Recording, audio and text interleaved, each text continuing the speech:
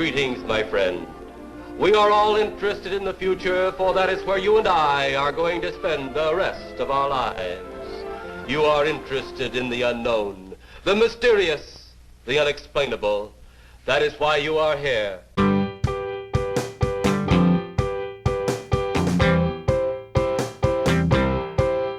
10 minutes left.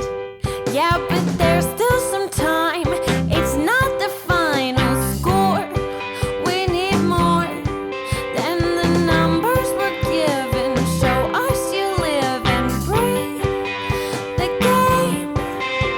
You're more than a name. That's what we came for. We can bring you more than the score. Every story. Let's take this thing off of the field into the real world, away from the numbers,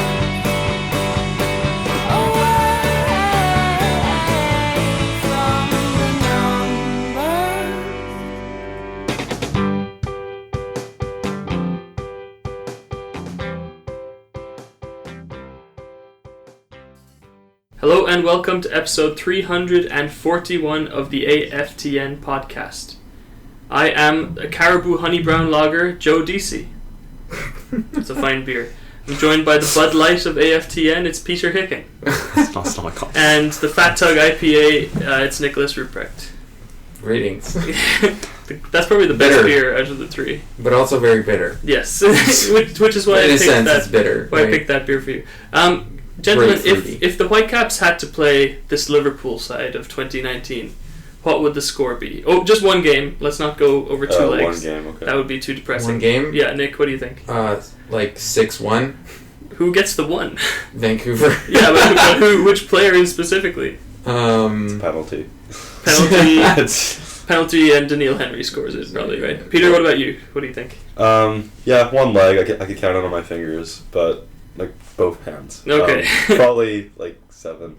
Yeah, that sounds about right. But I think in the spirit of this Champions League week, what I think is going to happen is lucky goal for the Whitecaps in the second minute, followed by 2 goals in the 90th minute for Liverpool. Like that's kind of the, you know, when the sports. That's in vogue now. Yeah, you know how the sport sometimes just has like an atmosphere. Like the sport is like, oh, this is very trendy. This week it's all about comebacks, right?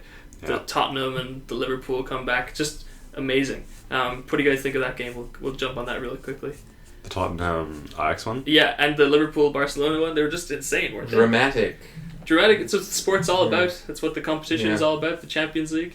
Yeah, the Ajax game. The Ajax game was it's like a good game because either like it was Ajax played really well at the beginning and then Yeah. it fell apart. Whereas like from the get go, the Barcelona Liverpool second leg, you could tell the Barcelona weren't. Yeah, I tuned into that game the moment I mean, that I guess the whole Wijnaldum thing. scored his. Yeah. I tuned in at the 2-0 goal, and it just was crazy from then on. Yeah. I preferred the Liverpool game just because I feel like it's harder to score 4 goals and keep a clean sheet. And also I love the memes. the fact that the quick corner. Yes, Yes. Like, such a clever. Oh my play. god! And you know, I read something today that they had planned to do that because their analyst team noticed how long the Barcelona players took to stop complaining to the referee about every call that goes against them. It's kind of a nice, like, rub it in your face kind of thing. Yeah. Well, Such clever thinking. that's- Origi almost missed it though. To be Yeah. fair, it like went to the top, it floated to the top corner, and yeah. But yeah, great games. Yeah. And can we expect the same when the Whitecaps play Portland this Friday? we can only hope. Yeah. Same level of excitement, same level of technical ability. Maybe excitement, yes. Excitement. For Portland fans, probably. Yeah. Portland are hot right now. They're incredible. 3 away games in a row. They have 3 wins. Last one was against RSL. Just a team on form, Peter. Like, in this league, form is probably the most important factor when you play a team, right? Yeah, form is MLS is so streaky. So once you Yeah. get really good form, it tends to last for a while. But they're in really good form. Yeah. Nick, and away games too, right? That's Yeah. tough to do in this league. Especially with their stadium under renovation Yeah. right I think now. they lost the 3 before this one, and then they won the next Coming batch in, of yeah. 3. Like, they figured something out, and I think we saw with Toronto a few years ago that they had a lot of away games at first, and then they played a lot of home games concentrated towards the end of the season, and it really worked out to their favor. Yes. Because you know, less travel as the season goes on, less wear and DC tear. had to do that as well. Yes, Yeah, yeah. and you saw them squeak into And they the squeaked. playoffs. Yeah, well, DC had the Wayne Rooney factor too. Well, This is Joe will, of true. course. As a diehard United fan, I like Wayne Rooney as well, so you're not alone, Joe. but he works so hard, right? You can see he's not one of those Andrea Pirlo type players Yeah, who comes no. here and just, you know, is basically walking around the pitch. Like Wayne Rooney really tries. But let's get back onto topic. Tactically, pretty interesting for the Timbers. We mentioned that something, you know, that something has clicked, and it could be their transition to a 4-4-2 versus 4-2-3-1 that they were using before. Yeah. So in the last 2 games, they've used a 4-4-2, and it's gotten results. Nick, what do you think is the reasoning behind that? Well, I think not only did they switch to the 4-4-2, but they also switched who was playing Okay. in those positions. I think that helped. But definitely, like, 4-4-2, you're definitely going to have 2 banks of 4. Yeah. And when you have people like Valeri, and when you have, you know, pacey wingers and forwards, you're Yeah. going to be able to... Ibobise up there, who's Yeah. really, really pacey. Yeah, they switched Flores, the former New York Cosmos midfielder, and he's playing on the right flank now. Okay. as the Oh, winger. I knew Flores from somewhere. Yeah, And so it he's was- on it's the on the Cosmos. right flank, and they dropped Guzman, who just got traded to Columbus. But- Yeah, it's the trade deadline fallout that we were mentioning. There seemed to be a lot of deals, but nothing really to do with the Whitecaps, so I didn't really get caught up in it. Some interesting moves, and that was definitely one of them. They've also made a huge signing, Peter? Oh yeah, no, I mean that signing was to a degree like last week expected, but it's still a very What's the name of the player? Ryan Fernandez. Fernandez. Ryan Fernandez. And he's About it's a- 10 million. 10 Oh, it's a million was- really it's a lot of money, and it's $10 million, and he was only paid. But- the Mexican club paid $700,000 only a year ago. So you would like, I mean, Yeah, I know, that's I know what huge you mean by resale like, value. it's smart to buy like proven players. players as opposed to dropping like $3 million that the Whitecaps have often done in the past, and then it's kind of been a little bit. I do wonder how, you know, if he will show up on the game, or This game might be a bit too soon. They said that he arrived in Portland on Monday or Sunday, And Vancouver's And- not that far. and they said that he would be. I mean, he has just played So- the whole season, or yeah, Most of the most season. of the next Liga That's MX who we're season. in, Aperture. But they said he would be available for. I don't think he start. No, but, definitely not. But Maybe there's, a bench. there's a chance you could see him off the bench. Yeah. I mean, he's quite an interesting player because he's played as a winger and as a striker, and he's done better as a winger. So Yeah, it depends if he fits into the 4-4-2 that they're using right now as well. You'd Yeah. have to think if you were... But I feel like if I was them, I would go back to the 4-2-3-1 because, you know, Valeri and him I think if would he be was very going- fluid. If he was going to start this Friday, then yeah, change your system with this new exciting player. But because, you know, he's probably only going to feature a little bit, he can fit into To the 4-4-2. You can put this square peg in this round hole just to... Because just he's to- played striker, so It's true. It'll be interesting to see I could see how him he play fits that in, position. how he fits into the Timbers, like because is Ibobise Ibobise? Ibobise, yeah. Ibobise. He's like very young American striker. He's been playing well. So will Fernandez be a winger for the Timbers? Will He would be probably a- come in for Ibobise, I think. I think that's what I think But too. see, Nick touched on a point there that Valeri isn't... He you list him as one of the strikers in the 4-4-2, but he's all around the attacking midfield area, drifts into space, drops in. You know, he drops in and does some defending too when he Collects the needs ball to. where Yeah, he needs to. drops like kind of like what Pedro Morales did, but a bit more, a little bit more. He dynamic. pushes forward. Yeah, higher. and he can really hurt you like if he gets the ball in the right spot. So like it's a 4-4-2, sure, but you know you look at a snapshot of the game. It could be a 4-4-1-1, it could be a 4-5-1, depending on the situation, and Mhm. and depending on Valeri's position, the wingers will be required to do different things as well, right? So that's where Fernandez could come in and bring something extra, right? Yeah. We look at their midfield. There's a couple of people that we know pretty well. Chara is probably the main person I think of when I say that. Blanco based on the starting lineup of last game, Blanco was there as well. He's been around for probably a season and a half now or something like that. He's almost. Yeah, Blanco's been here for a year now. Yeah, he's pretty much a known quantity at this point. But then there's Padares and Flores, who, as a Whitecaps fan, I haven't seen much of. But if they're starting for the Timbers, they must be pretty good, right? I haven't seen much of either of them actually. Padares is on or he was on loan from Club America, and I'm assuming they bought him. But yeah. Every team seems to be signing from Liga MX except the Whitecaps. It's not a terrible strategy. Well, I mean, Great to be league. fair, the last time we signed Mexican players, it didn't really work out. Who did we sign? Who did we sign from Mexico? Was Efren Juarez? Did he come from? Oh, that's Mexico? true. Yeah, Oh, so Guadalajara. he came from Monterrey. Right. Oh, Montero, yeah. Yeah. So last time we So signed, the Whitecaps been burned. I feel like the club has been burnt, and they're like, you know what? We're not gonna get on that train. It's like a pyramid scheme. You never fall for it twice. Right.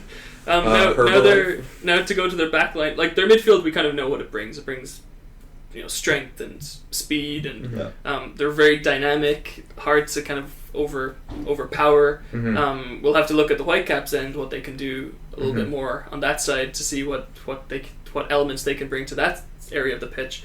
But the back line is interesting to read again as a Whitecaps fan because some of these players are not familiar to me. Valentin, who isn't the oldest, the most seasoned player on their roster, he's the only name I recognize in their backline. Yeah, he was a starter. He was a starter last year, and he was really good. And now he's back to being a starter now. But they brought in Villafania at the end of last year, and I think they switched Valentin to right back, and then Villafania was left back. But Villafania's form hasn't been very good, so he's dropped to the bench, and it is Valentin. Yeah. And then they signed George Morea, who's a Paraguayan right back. Yeah. This offseason, and he'll be the right back.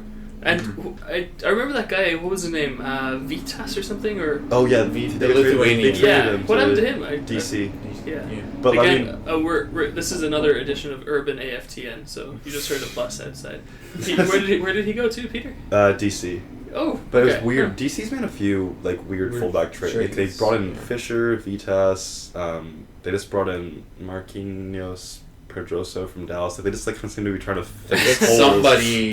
They know the future is in fullback and they're stockpiling. Maybe like a stock. Well, market that's kind of what thing. Seattle has now. They have 3. They have a lot because they just got Jovan Jones Yeah, back. they have Jim, a couple of players going back Yeah, to a their lot old of teams. Fell Harbor is another one. Yeah. Back to Interesting, Kansas. he just took a 1-season tour of the Western LA, Conference, yeah. and then he's back to Kansas. I guess no place like home. That was come on.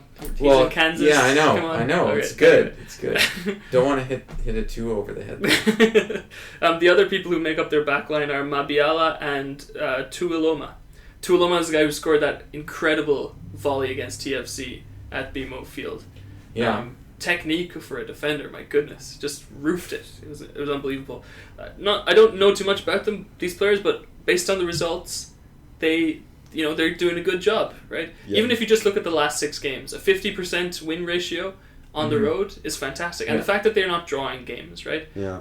A draw is worth, or 3 draws are worth 1 win, right? Yeah. So they've just accrued They're so many just going. positive results. I think they're kind of just, in a certain sense, just going for trying to get those wins.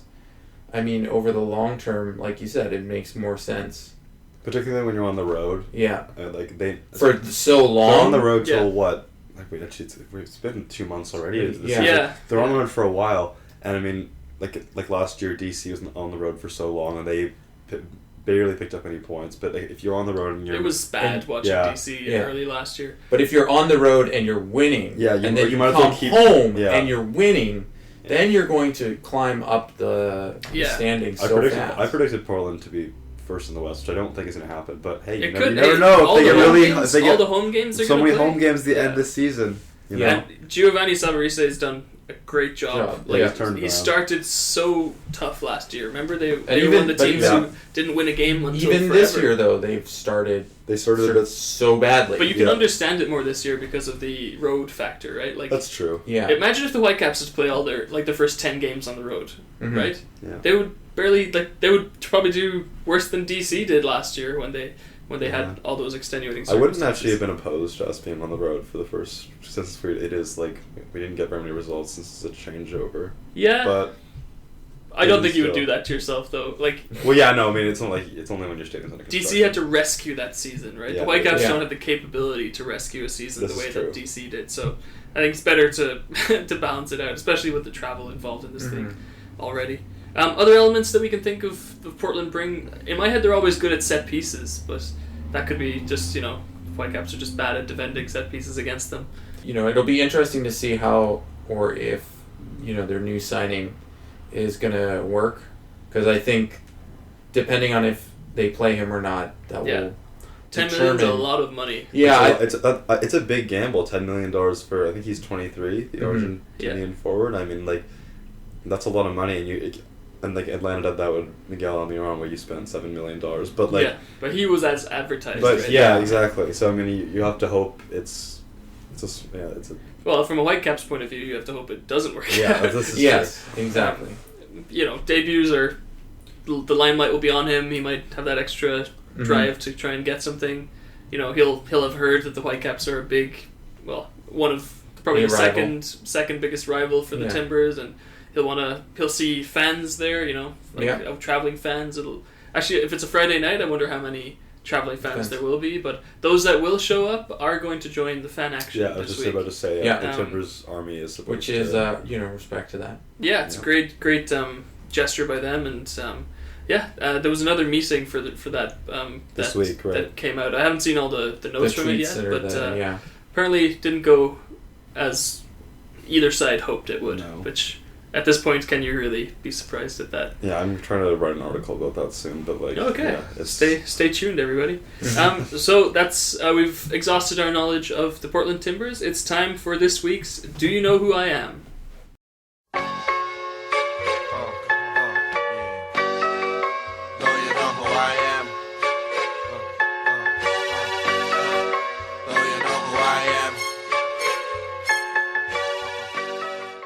Okay, guys, this week's Do You Know Who I Am it's going to be a good one. I know I always say that. First clue. Oh, again, the rules for people who don't know.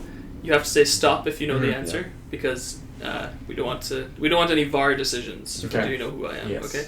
All right. I am a current Western Conference MLS player. I'm just narrowing it down. Okay, yeah. Okay. This could go. I have played in the English Championship and the Scottish Premier League. Okay. I have 11 caps and 1 goal for Scotland. Stop. Johnny Russell. It's Johnny Russell. Nick, how many weeks how many weeks do we have to wait? Sometimes you just don't win. That's true. Yeah.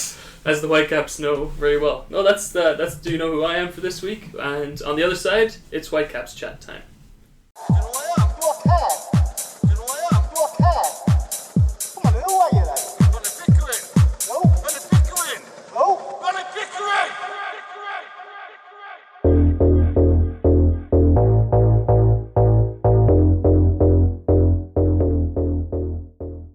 Hi, I'm Mark Dos Santos, and you're listening to the AFTN Soccer Show.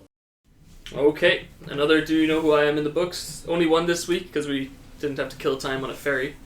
Whitecaps, guys. How are you guys feeling after the last game? It's probably the first place to start. Good. Oh, we got a win, right? Yeah, we did. Yeah. Good, but Lots of goals. Good, 2 but- penalties. Yeah. against the Whitecaps. Again, Yeah, there's I don't know. good things from it, and then there's bad things from it. Let's start with the penalties. Both penalties. Yeah. I thought they were both penalties. Deserved. Yeah. I think they were both And they were penalties as both Fredy Montero's fault was the other. well. Yeah, they're. Because he pushed Levis into... Hey, the player Marcos on the second Santos one. told Fredy Montero he wanted him to be involved in 3 major aspects of the game, and he was involved in 4. So there you go. Yeah. I thought you were going to overachieving. say he wanted him to be more cynical in the box. Just he did 2 of them in the wrong box. The box, Yeah. on the defensive side. So, there's still some disciplinary concerns, I guess is the right way to think of. The Whitecaps' penalty record is atrocious. atrocious. It's really bad. They've But conceded 5 or 6 now and missed 1 that they've taken It themselves doesn't. with the Panenka. I think those were both. Were both the penalties? No, only one was used. Only one used VAR, right? The second one was a VAR. Second one was Yeah, I VAR. know The that first for sure. one didn't use VAR. But they were both actual penalties. No, I know, but it's so frustrating about the whole penalties and the VAR with the Whitecaps is the fact that like those were penalties, but based on like the record, we don't deserve those penalties. 'Cause we've, Yeah, but like, that's not how it works. I know, but it makes me That angry. is so is the not fact how that, things like, work. That's It's not like how it it's works, like the man. Seattle. It's like when Kim Keehee took down Inbaum in the box at the end of the Sounders Whitecaps game. Like that was I think not a penalty, if we were but he just- should have given us the penalty because we deserved it. I like your I can- homerism there. Yeah, exactly, It's yeah. very. Yeah, if we were TFC fans, I would be totally on board with that. I'm just kidding. Um, No, but like the thing is, there's an element of these things leveling themselves out over time, and the Whitecaps are just owed a couple of good bounces here and there, right? I hope so. I mean, but I think that's sports. Every once in a while, you're gonna get decisions that go against you, Yeah. and things are gonna be difficult, and that's the way it the is. Colorado game was a bad example because those were actual. Yeah, penalties. those If were those actual happened the other way penalties. around, I would be livid if there weren't penalties because. Mhm. Like especially in a VAR era, what is Montero doing? Especially like the Yeah. second one just is mind-boggling. Like in He's a years veteran gone by, player. you can get away with pushing a teammate, and then that teammate like falling into someone because the teammate like looks accidental, right? Yeah. But in a time where even with these incompetent referees that MLS employs, like VAR will catch a lot of them, and they've been caught so many times before.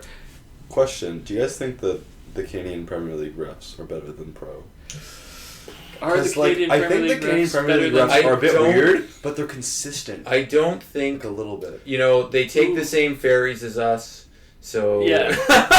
If I don't know. if they have to eat their Subway sandwich within 10 feet of us, I refuse to believe they're any good. No, I think the Canadian Premier League is different because the referees there are under a directive to let the game flow. Yeah, Right? We've I've heard it noticed from a lot of, like, I think it was Michael McCall's interview with the league commissioner where he was talking up the fact that we're letting this game flow. Like, the Yeah. referees have... think that's I smart. don't think he said it explicitly, but, like, the referees shouldn't be the center of attention in a game, in an ideal situation, right? Mhm. And unfortunately, right now in MLS, and in particular in Whitecaps land, they are. And that's not exclusive to the Whitecaps. Like, how many times have you seen in the past few weeks pro coming out saying, "Oh, we made a mistake," right? It happened Yeah. again today with There was the Columbus disallowed goal, yeah. And Yeah. like Caleb Porter's comments and like it's gonna be another like Trey pass these out like with like But I think soon for sure. But I also think as well, like with the advent of, recordings for that, you're also going to be able to see more of those problems. They're going to be bigger problems. Yeah. Right? That's true. That like the number of penalties should go up as VAR is implemented. Yeah, that's true. Let's focus back on the game. Yeah. Like the Whitecaps have had tough luck, Mm-hmm. but they've also made their own luck, right? Like if they need to be more disciplined defensively. Yes. And the frustrating thing, and I think There Dos Santos are- will be on board with this, is that it's not coming from the defenders half the time. Like Yeah, Henry is doing a good job. Yeah, Godoy is doing a great job. Adi Anand. Adnan's doing a great job Great defensively. Nerwinski started a bit hairy, but has shored up a lot, Yeah. right? It's the other players who, when they are relied on defensively, that seem to be cracking under the pressure a little bit. Let's start. We started from the front with the Timber. Let's start from the back with the Whitecaps, as we tend to do. Two good options in goal. Like I'm happy with the goalkeeping so far in the season. I think it will be Crepo. Crepo. I think yeah. it should be Crepo. Yeah, this is a big game, right? Didn't Mark Dos Santos say that like Crepo was better at his age right now than Melia was for Kansas Yeah. at that age? I read that as well. I think you have to be a goalie specialist to kind of see Yeah, that, but like- I'm not surprised that he would say something like that. Because Crepeau definitely Crepo has potential. been I mean- definitely on the radar of, the national team Yeah. and, Yeah. His distribution needs to be a bit better, but Yeah. like how many young goalies have amazing distribution, right? And if he can be like Melia, wow, right? Yeah. Melia was a late bloomer, but like either way, it just shows that Mark has faith in Crepo. Yeah, So I Melia's think- I would probably take him as the best goalie in the league right now, or at least most He consistent. was last year, definitely. Yeah, Yeah, he's definitely up there. yeah. he's definitely in the top 5 goalies right now. In Yeah, MLS. top 5. Like, for In sure. front of Crepeau, what do we think? Godoy and Henry. Yeah, I mean, they are... There's some talk of Kamiri slowly getting back into fitness, but this probably isn't a game. But I don't think this would be a game. Like, that would be terrible for the... Like, they've made a really good pair, I think, over the entire year. And they have... Has Henry made some mistakes? Yeah. Not as many as really. last year. But not as many as last year. Like, he's improved a lot, and the additional, like, goal-scoring threat that he brings. I think he's changed the opinions of a lot of people who were... Oh, he's won me over a lot. He has won me over this year. I went into this season hoping... I thought Henry would be a good third center back. He has been the best defender on the team. He lost me a little bit last year when he had the whole punch the wall thing. I'm like... When that happened, I thought, your mentality is you can't crack like that, Like, I guess maybe I was being harsh, but he was also in a bad mood because the result was bad in that instance. But he's showing a calm head. Like, his preseason comments are actually what stuck with me when he said, If I'm asked to be captain, I'll do it for sure, but I'm not going to go looking for it, right? He's seems to be motivated, and just from what I've seen, he seems to be motivated in a very good way. Godoy is a good partner for him. They seem to have some good chemistry going. Here's a question going forward. Do you think he gets called up for the Gold Cup? Oh, yeah. Ooh. And if so, what do the Whitecaps do? Well, if Cornelius gets called up as well... They both might get called up. I suspect they'll both get called up. I would be surprised if Cornelius gets called up. He actually just hasn't featured too much. I mean, John Herdman really likes Cornelius. He's called him up since his Hungary.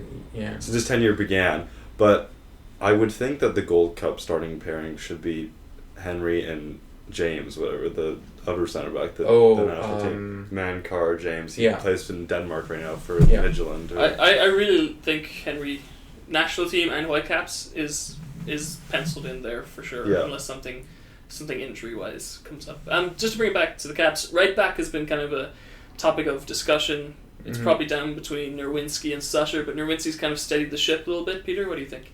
I think it should be Nerwinski. I didn't notice them that much when I was watching that game. Which is a good thing. Which that's, you could say, oh, maybe they should be getting forward more, but like that's a good thing defensively. They were not responsible for any problems because Colorado did not test the Whitecaps. I mean, not that Colorado are a good team, but they did not test them at all, other than penalties which we brought on ourselves. Nerwinski started the Colorado game and Sutter was on the bench, but never came on. Yeah, I think Nerwinski should start. I think so too. Nick, do you feel like he's missing his attacking presence that he kind of showed in his rookie season a little bit? Or is it just because tactical changes that's gone? You could maybe make an argument that the tactical changes is why he's not getting perhaps forward as much. We're mostly playing a 4-3-3. He's maybe not getting that support. Yeah, like in a 4-2 that he needs. In the 4-2-3-1 that we played under Robinson, you have two defensive midfielders. So they drop back. And they can cover the wide area, so the fullback can push up more. Yeah. Which in a 4-3-3, here the width isn't there because the forwards are taking up the width in a 4-3-3. Yeah. I like a trademark of when we're playing Roboball was the big switch to Nerwinski, right? Like get the ball to your fullback and do a big switch to the other fullback, and he would cross it in, and someone would be at the end of it. But the other things that he brings, like his driving runs and his overlapping, it just seems to be maybe he's focusing on his defending more or something like that. It could be the role that he's asked to play. There's nothing wrong with that, but Nerwinski was so good in 2017. Going forward, going forward, he was so good at crossing, and he was so good at balls in the deck. That's a valuable asset But we're less direct now too, right? As a team, we are less direct. We're a little bit more about the build-up and the short the short passes, the quick touches, tight spaces. I don't think you could ever say it was his strong suit, but hopefully it's something that he can work on to bring a bit of more of an attacking dimension to his current play. The midfield is going to be very interesting to see what happens. Andy Rose came on and scored a winner. Do you throw him in there as as reward for the composure he showed in front of goal? Oh, actually, maybe. He's a physical player too, and in this Derby game, I feel like he suits a Derby. When you're playing against Chara, you need a physical person in there. Is Arise that person? Is Mbom that person? Is Tybert that person? I think Andy Rose is your known quantity in terms of being a physical presence against that powerful midfield. And Mbom are kind of they're kind of locks in, aren't they? Yeah, because especially game. Because it seems like a lot of what the team wants to do goes through Arise or Ingbom. So that but makes... we could see Ingbom go back to his forward wide left position, like that inside attacking the half midfielder. Space. Yeah. Well, let's talk about the attack, because I think to answer that question, like, is Inbom going to be in the attack, or is he going to be dropped? Because I think you have to go a little bit you have to go forward and then answer it backwards, right? Yeah. So Montero got a goal and an assist, but gave up 2 penalties. Right? I still think he starts. I think he still starts. I don't disagree with that. I think that's totally fine. Reluctantly. Venuso should start because he's in a rich vein of form. Goal scorer last game. Mm-hmm. And do you think Bangura starts in one of the wide positions? I think this might not be the kind of game that you want Bangura starting. Because you think you need more defensive responsibility? So maybe PC starts? That's the thing. That's the thing, because I was just going to say, DeSantis, the last 2 home games, has used PC as the left winger, which, you know, I thought he was pretty awful in, what game was it? It was the Minnesota game when he started at left back or left wing. I thought he constantly gave away possession, but regardless, he doesn't. I don't think he brings enough. Because Levi's, I think I prefer him as a left wing, and DeSantis has talked about him as a left winger now, and not a left back. Yeah, like, especially with Adnan cemented into that like fullback position. If Levi's is going to play, it's going to be on the wing. But I don't think Levi starts. No. I think okay, if operating under the assumption that Venuso is injured, I think you see Ingbong move to the left attacking midfield position, Montero up front, and then Bangura on the right. And then because MDS did like wax lyrical about what Ingbom could bring in that position, right? And remember when Ingbom had that amazing game, even though the Whitecaps lost with Adnan, where they linked up and it was the LA game. That was a really Tybert. It was Ingbom, Tybert, and Adnan, and they together were super dangerous. Because Tybert would shift over to cover a bit of defensive work while the other 2 players. Adnan would push. Yeah, I wouldn't be surprised if we saw that again this week. So Tybert starting in the left centre midfield spot. Rose on the right. Rose on the right with Arise in deeper, and then Ingbom on the left wing, Montero up top, and Bangura on the right. Yeah, I would also feel that then that gives you a little bit more physical presence in the midfield. You bring as well. Rose in there, Arise is there. I think they need that, because I think they need a bit more of a destroyer, because Arise is very calm with the ball and he's very good at passing and distribution, but you need someone like how Diego Chara operates for Portland, where he just your team's on the defensive and then suddenly just a crunching tackle. He has one job, to win the ball back, and then he passes it to somebody else, and that's his job. And that's fine. There should be a Matias Lava statue of him just winning the ball back and passing it to Pedro Morales. The only 2 variants I could see come in here would be, as we mentioned, if Venuso was fit, then I would pick him to start. Pick him too. Maybe over Bangura if you still want Ingbom in that I would still position. Want Ingbom, I guess there's 2 other variations after that. It's if Ardays somehow starts, he's been in the press. Marc Santos has been kind of needling him a little bit. Maybe maybe this is the time where he hopes for a reaction, and then this game he comes in for Montero, because Montero could be tired as well, right? He could be, yeah.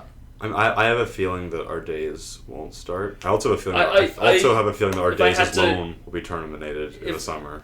You think Ardays' loan? I think it'll be terminated, and I think they'll sign, because I don't think they're going to trade Montero, and I think they're going to sign another striker. Okay. But I mean, I could see why, and I mean, I could totally see why from a business standpoint. At least with Montero, you are getting some production out of him. Yeah. It's not the greatest, and you did buy him completely, so there's no sense in shipping him. And that's what the whole point of a loan is, right? It's a very low risk. This is the crunch time for our days, where I think that decision will hinge on is the next 2 months will make or break whether his loan is terminated in the summer or he's kept all year. Yeah, I would, if they do have an option to end the loan in the summer, then that would line up perfectly with the timing of these comments from Marc Santos about trying to get a reaction, right? He's shown glimpses of quality. It's just he's been unlucky. He has been unlucky against Fry and then against Chicago where he hit the post. Yeah, absolutely. If the last thing I'll throw in there is the fact that Felipe could also bring a physical presence in the midfield, but he just doesn't bring enough, I think, compared to Rose or... Yeah. Do you think Felipe has dropped under Rose in the pecking order? Yeah, I think he may have. I think so. Yeah. I don't blame Dos Santos for if that is the case. Yeah. I feel like he's extra weight at this point. I like Felipe on games where like I like the Venuto Bangura as both starting wingers against a club like Colorado, and I like Felipe in a game where like Colorado where you'd have more like opportunity to attack. Yeah. Whereas like again, I think when you have Rose in there and you have Inbaum on the left wing, it creates more solidity. So you can against better teams like Portland who are going to attack you and threaten you more. I think another way to phrase what you're saying is that you don't want Felipe in a game where you won't have most of the ball, right?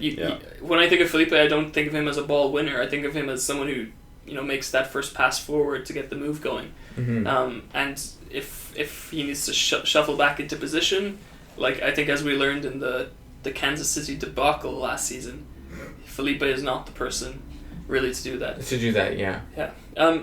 It's going to be a tricky game, right? Like mentally, it'll be a tough one for the Whitecaps, right? If they go a goal down, like I don't see this team as having mental strength to be able to come back to withhold any kind of sustained pressure, right? So the tempo of the game is going to be something that's going to be very interesting to see, right? Do they go for it early and then try and ride it out? Mm-hmm. Because if you have a mentally weak team, that's sometimes the best thing to do rather than shut the game down for 70 minutes and try and win it in the last 20, right? Mm-hmm. What do you guys think about game strategy? I think, like, in terms of, like, game states and things like that, I think the Whitecaps would do well to actually, lead a game. Like, if you look at, like, what happened in Colorado, they were leading or tied, but they were never down, but they came out with the win in the end. But Colorado are also a terrible team. Colorado are a terrible team, that's true, but then look at the rest of the year. Most of the rest of the year, we've been either chasing the game or the game has been tied. So I think if we would be able to get that win, it puts more pressure on Portland. Mm-hmm. And then also that'll open up gaps, etc. We have reasonably pacey people. If in like Venuto and Lass, and even Inbaum. Yeah, I mean, I don't think if you look at like the Seattle game where the Whitecaps clearly played a very defensive, I don't know what you call it, a low block, but they dropped back a lot. It was a lower block. Definitely. Yeah, like they were trying to. You could tell they were just trying not to get scored on. I think Portland is more of a team where you could. I agree with what Nick said. I think you want to be a bit more aggressive. You want to lead the attack. You want to pressure them. Because I think, I mean, on paper, like the Whitecaps have a decent team. I don't think Portland has any players in it. Like, look at Seattle's front four, right? Like, you're kind of terrified in every single aspect. Yeah. I don't think Portland has that. They've got good Blanco, Valeri, Fernandez. Now, they're all very good players, but it's not the same level of, like, they're more fear of from every position. They're quite like a superstar orientated, like team. Everything goes through Valeri. Yeah. That might be unfair to say because they do have solid other areas, but Valeri is the heartbeat of that team. Yeah. Right. Yeah. All right. So that's our preview for the Whitecaps for this Friday's game against the Portland Timbers. Let's go to the prediction game. Just to sum up what happened last week, there was actually quite a bit of success in our predictions last week, so proud of you guys. Well done. Starting with me, obviously. Crepeau, clean sheet. That didn't happen. Henry, yellow card. Take that to the bank. That happened. Both teams to score in the second half. That also happened. So that brings me to 7 points for the season. Nick, you said that Kai Kamara would score, which did happen. Godoy would have an AC 1% pass accuracy. He ended with a 76. And you said Crepeau would make 3 saves, and he only made 1, which surprised me, actually. I thought he... Yeah, but then it's Colorado's offense. That's true, yeah. Well, I guess they did get 3 shots on goal. Yeah. But... I said he'd have a clean sheet. It wasn't for those penalties. Yes, so. Peter, you said that he would have a clean sheet. That didn't really happen. You said that Tommy Smith would get a yellow card. That did not happen. But you said Henry would have 4 clearances, and that did happen. So good job on that one. That brings you to 3 points. You're tied with Nick. And also Gideon. Because Gideon, he... predicted a Henry yellow card, just like me, which did happen, and his other 2 predictions that were off were 45% possession for the Caps and an Arday's goal. As much as we wish an Arday's goal would happen, it did not happen. Peter, let's get your predictions for this week. I'm going to stick to my guns and say Henry's going to have 5 clearances. 5 clearances? I think there will be a penalty.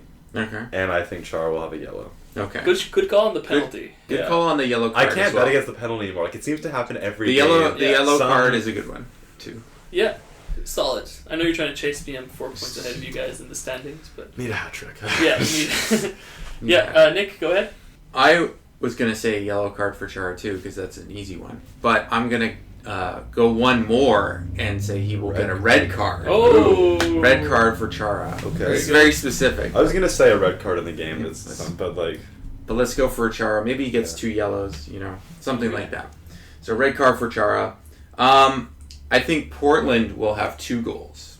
Portland will have 2 goals. Very good. Portland will have 2 goals in the game. And I think I'm going to say Tybert starts, and I think he's going to get 4 tackles. Okay. I'm going to say, hold your hats, alright. Okay. Tybert assist is going to happen. I feel like good things happen when Tybert gets an assist. I think probably will. I think that in the second half there will be 3 yellow cards. Okay, that's a good show. Dest up? Yeah. And of time wasting. No, just 3 yellow cards. And Bangura will score a goal. So my ideal situation in the second half is Tybert assists a goal to Bangura, and then they both take their shirts off and get a yellow card. And then Arisa gets a yellow for complaining to the referee or something. Have we checked who the referee is for this game? It's better not to check, honestly, sometimes. Okay, where can people find you guys on Twitter? Peter? At Peter Hickens. And Nick? At SpaceAgeRobot56. And you can find me at Joe DC Van. There will not be preview shows in the next 2 weeks because the Whitecaps are playing double headers and there's not a good time to record to preview one or the other game. So the listeners will be without us for a little while. But Twitter, you'll Twitter it up. If we could do a full show on Twitter or something, a Twitter live stream, and people can finally see what the inside of Nick's house looks like. Yeah. Well, thank you very much for listening to episode 341 of the AFTN podcast. Enjoy the game. One day I shall come back. Yes, I shall come back. Until then, there must be no regrets, no tears, no anxieties. Just go forward in all your beliefs and prove to me that I am not mistaken in mine.